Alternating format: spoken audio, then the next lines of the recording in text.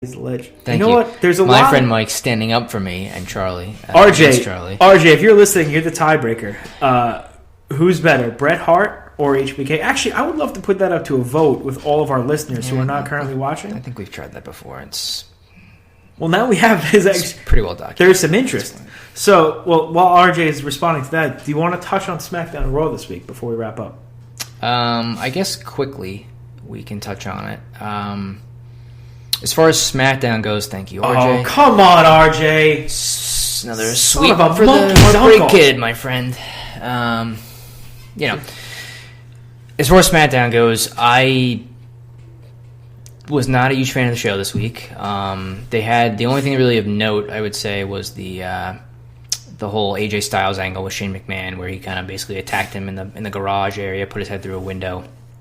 And as they were running out of time, as they went off the air, Shane announced that he was going to face AJ at WrestleMania. So that was really it. The rest of the show I thought was not really that good. No, I didn't think so either. It was kind of middling at best. They didn't really have a lot of stuff. I think I don't even know if Ambrose appeared on the show. If he did, I missed him. That's why the show wasn't good, because you didn't get your daily dose of Ambrose. No, I'm just kind of... Finally, it comes full circle. I'm just kind of throwing out, they had their main guys. Names, he wasn't even on the show. Obviously, Cena and Miz did a promo segment with the ladies.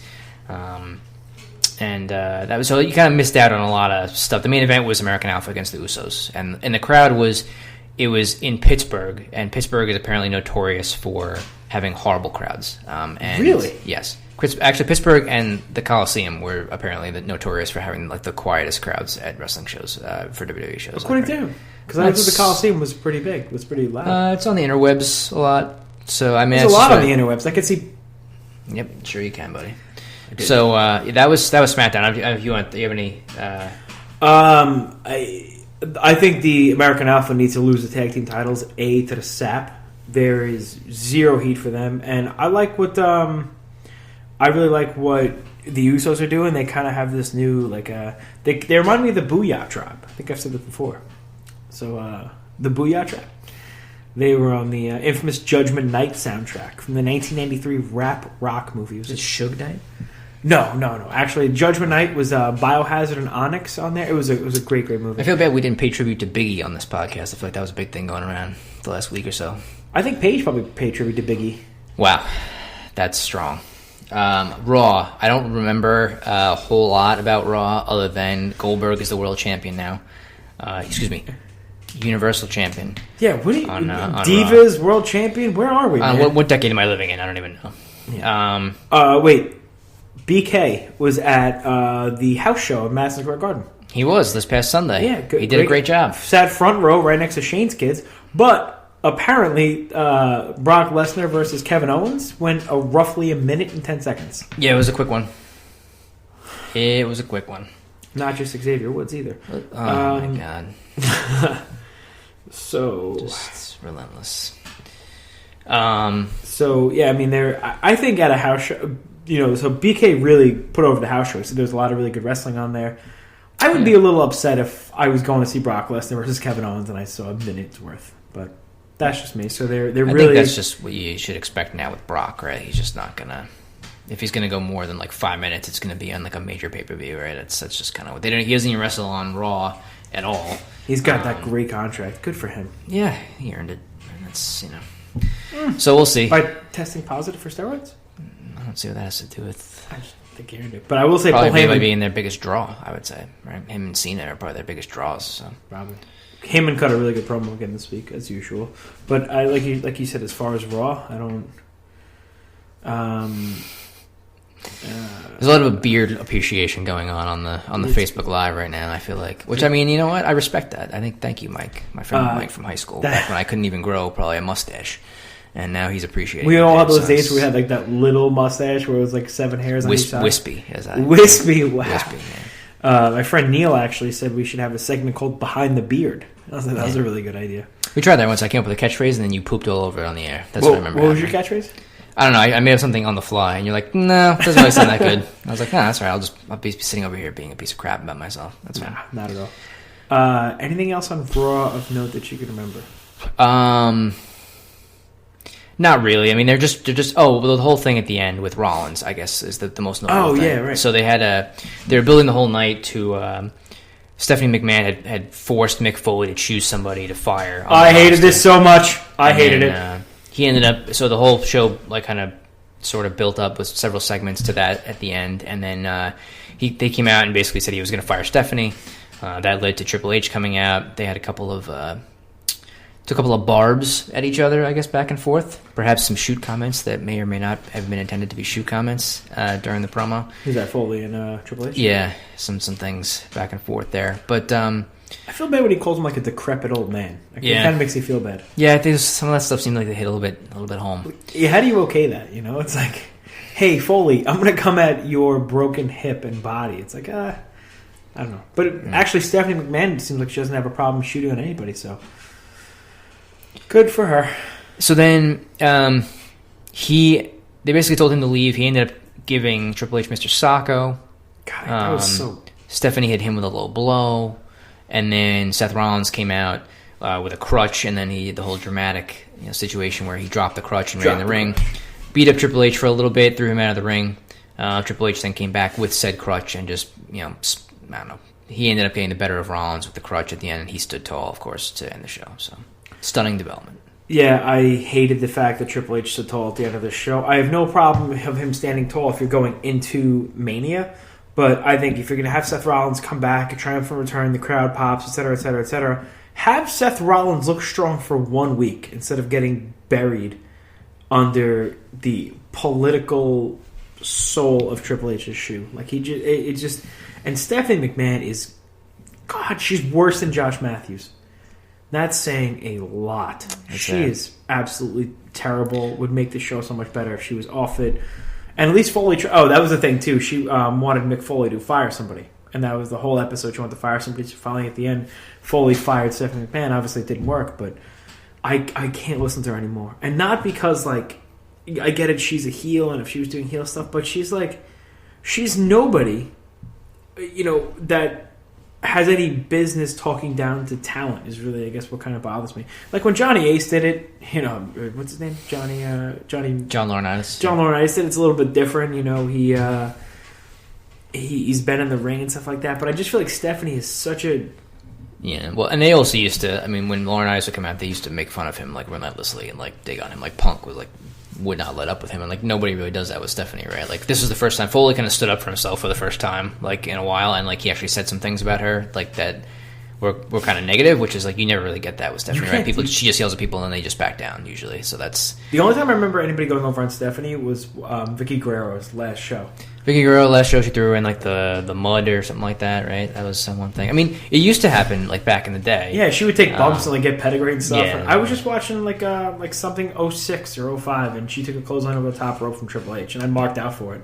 I was, like, so excited to see her get clotheslined 10 years ago because of how terrible she is today. Yeah. And every time anybody, like, comes back at her at all, like, she just buries them tenfold. But she, like, her comments are, like, almost shoot comments, right? Like, they're, like... They kind of are in that realm of, is she just being a dick? Or, like, I don't know. She's tough to listen to, especially when she's talking down to, like, Sasha and Bayley and, like, your superstar female wrestlers. Actual athletes. Even though they're a foot shorter than you and you obviously accentuated because you wear heels that look like this big. God, she just gets me so mad. Yeah. No, but you're right. There's nobody. Are we gonna? I heard there was going to be a rumored Sasha versus Stephanie McMahon match. Is that true? I don't know. I had speculated on that maybe like a month or two ago. They had like a backstage segment or something like that, and this was before the whole WrestleMania card had taken shape. And I was like, oh, maybe they'll do something with Sasha and Stephanie at WrestleMania, and let Bayley and Charlotte do their own thing. Obviously, that's not happening. But it wouldn't surprise me. I guess Sasha's heel turn is kind of upcoming. I don't know when that's going to be taking place, but it seems like that's going to happen sooner rather than later. And if that happens, I don't think she'll be working Stephanie. That's true. But you have the face turn from Dana Brooks, so something to write home about this week on Monday Night Raw. Money has been drawn. Yeah, and then Nia Jax destroyed Bayley again. The booking of Bayley as a champion is so beyond questionable. I don't even know where to begin, but you have her lose to Nia Jax, like, destroyed by Nia Jax, and then she got pinned the week before. But she beat Charlotte on pay-per-view. She's like a tweener. I don't know. Bayley's got no heat going into WrestleMania, I feel like.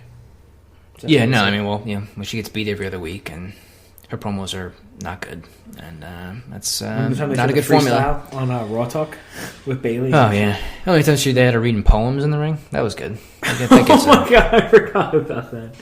That was terrible. It's not good booking. No, it was a rough week for WWE TV. We got 3 minutes. I will say the only thing I really did enjoy this week was Bobby Roode versus Chris Hero in NXT. Did you get a chance to watch that? I did. What did you think of that match? I thought it was good. Very, very stern, very steadfast. Yeah, I don't have emotions anymore, so this is just what it is. Is this what like Ted Bundy was like right before? I don't know. I fear reading up on Ted Bundy in the sense that I may, turn into him. So I'm gonna. You read things like I I feel that. I agree with that. I could see why. Like when you start agreeing with a serial killer. There was a commercial for like a documentary on Charles Manson I saw today, and I was like, you know what? I feel like I should not. I should stay away from this. So I was at work and some like 70-year-old woman. It was like 8:30. She's like, I have to get home and watch Charlie Manson. I'm like, what? So like, apparently that's a thing. Priorities. This woman needs to check her priorities. Priorities. So we're just hanging out with you and listen to. So there's no emotions coming from this guy anymore. No. This is it. Okay. I apologize for anybody who's looking for some sort of. I'm sure at some point I'll get fired up about something, but you were pretty hot when I got here. You had some heat. This is it. Match was good. It kind of stinks that Hero lost his first match back, but clean, no cheating, no nothing. He cuts his promo about how he's coming back for the title. He never had it, and then boom, Chris Hero loses to the worst and stupid finisher. Man. Well, I guess I don't know what I got this. I don't want to assume anything. I got to figure that they don't really probably have much planned for Hero. Right? They're just going to use him in NXT. Maybe he'll help with training and stuff like that because he's got a lot of experience. I don't see him being a main roster guy anytime in the near future. So maybe they're just going to, draw him out down there with different feuds, work with different guys, maybe some younger guys. I don't know. I'm throwing something out there, but he's like elongated enhancement talent. Maybe I don't want to say he's going to be like a jobber or anything, but like he's enough of a name and a talent, obviously, where you can stick him in all these feuds like at whatever level you want, and I'm sure he'll get something good out of it. But I'm gonna guess that like long term, like their plan is not to have him be like a main roster player, right? Like he's got to get in better shape, and all these things have to happen before that would take place. So. He could still do a kip up, which like most other people on the roster can't do. So. Yeah, his matches are great. I mean, it's nothing. I mean, he's a great athlete, regardless of how he looks. I mean, and I did like while we're on NXT, make it quick. I did like there was a promo for Aleister Black, aka Tommy End. So they're putting some creative juices behind him. So I think that'll be, I'm a big fan of him, and we have him and Hero. They've wrestled before. They wrestled together before. They've been a tag team before, so they could go into an Aleister Black versus Chris Hero. Cassius Ohno. Is that right? Tommy End and Chris Hero. I do. His theme music is stuck in my head. I'll say that. Oh yeah, it's on my workout playlist. They have that, but they still don't have who's Brian Kendrick. Brian Kendrick. That's BK has been he's clamoring been for the Brian. I actually Kendrick. check for BK. Yeah, so do I. I absolutely do, and I don't understand why it's not there. I don't get it. Me neither. It seems like inappropriate. They have so much other stuff, but I don't know. What else is that? Are we done? We talk for an hour. I think we're good. We got about an hour. I'm gonna go eat fast food again. You fat piece of shit. That's not true. But I mean, you're welcome. I mean, you should be able to eat fast food if you like. I think that's because you're in top peak physical condition, so you should be able to eat whatever you want. I look like a young Bastion Booger. No. I look like terrible. Norman the Lunatic and Kamala with Paige. I don't. Oh. And had a child. This is. You know what? I'm just gonna. I want to give props to everybody who joined the Facebook Live. Yeah, thanks. Really nice of you guys, and we got thumbs up. RJ was out there contributing. My buddy Mike from high school out there. Yeah. My friend Charlie, Danielle big fan. was out there. Charlie and his wife Danielle. I got to give props to Charlie not only for watching us on Facebook Live, but also getting his wife to watch us on Facebook Live and watch wrestling with him. To know all this stuff about the stuff that's going on in the current state of wrestling right now, and she's obviously very well educated, since she thinks Bret Hart is better than Shawn Michaels. Nope, she. And thank you, RJ, for I appreciate. Nobody was on your bandwagon with that. Let's just. I'm pretty sure. Charlie was obviously. Charlie obviously was. Charlie, my friend Charlie, is a known Bret Hart supporter. I would also support the best there is, the best there was, and the best there ever will be. Well, this is 59-43. We could probably go. This conversation go on for a long time. Hearts and love and 5 people watching. Man, you guys. I don't know what it is about us. I don't really feel like I do anything well. I don't do anything well. I know that. That's we're two guys that just don't do that much well. But we thank you